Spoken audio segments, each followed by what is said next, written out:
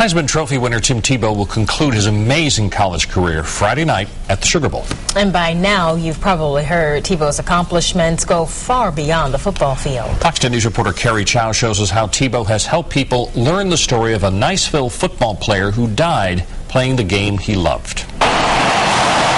Alabama 32, Florida 13. After the SEC championship game, Tim Tebow was overcome with emotion. But when someone asked him about Taylor Haugen, a Niceville teenager he never met, the Florida quarterback held his head high. It puts things into perspective.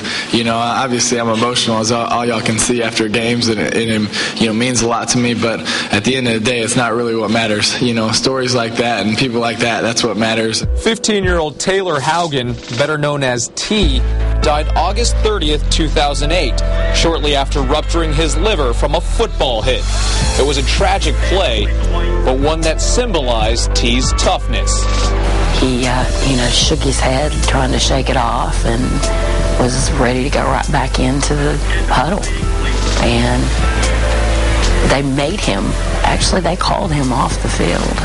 That's just the way T was. He just never quit, never gave up. Don't quit, never give up were words T lived by and have been inscribed on wristbands for the Taylor Haugen Foundation, which awards scholarships to faith-based, community-active student athletes. Although T is no longer with Kathy and I, his legacy resides strongly in so many more lives that he's touched. He may be touching more lives in his death than he ever would have in his life, but I'd love to have been able to find out. Sold out Georgia Dome. Tickets have been just a little difficult to come by. The morning of the SEC championship, a national story ran about T, Tebow, and the foundation. This is Taylor's typical game where he's not paying attention. Since then, the story of the popular kid has spread, becoming as contagious as T's smile. At last count, I believe 32 states and 3 different countries have emailed us or requested wristbands since the ESPN segment. God's using him as a tool to bring more of us together and point us in the right direction and lead us toward faith. Taylor loved football, but those who knew him best say it was what happened outside these lines that defined him. Community service, devout faith, strong academics.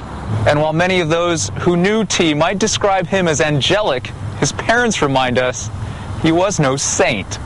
T was a fun child. You know, he liked to enjoy life, and he was a prankster, and he was a comedian, and so he was no saint, but he was a good kid. A fine example of T's innocent mischief involved a forbidden lake at church camp. First thing I thought of is I got to go find T, because if anybody's jumping in that lake, it'll be that kid. And I went around everywhere looking for him. I couldn't find him anywhere. Finally, I went back up into the assembly hall, and I see him, and he comes running up to me and goes, Dad, I just jumped in the lake.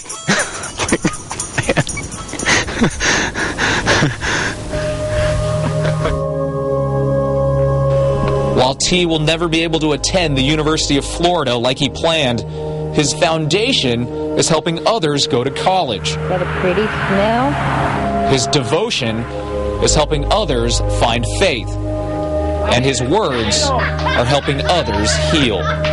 We don't know where the Lord will take this next, but it sure has been an interesting ride. If my son had that much of will and fortitude, then I can't give up either. He wouldn't want me to. As the Heisman Trophy winner would say, that's what matters. In Niceville, Carrie Chow, Fox 10 News.